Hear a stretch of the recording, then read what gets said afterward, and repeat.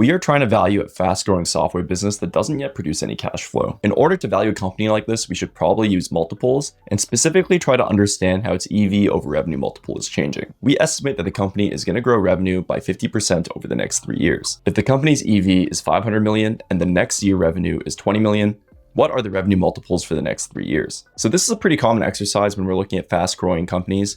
And I want to just tell you that we are almost always going to be focused on the forward-looking revenue.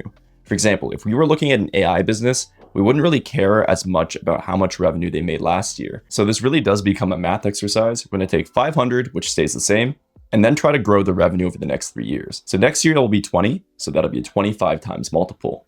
In the following year, we grow revenue by 50%, which goes to 30. So that means we divide it again to get 17. And then we do it by one more year. So 30 growing by 50% to 45. And then we'll finally divide 500 by 45. And I know that's a bit of a rough mental math, but it's around 11 times. And I will point out that this is kind of the belief of a lot of high growth businesses. Yes, buying a company at 25 times revenue is kind of crazy, but maybe you can talk yourself into, a 7 to 10 times range for the right company.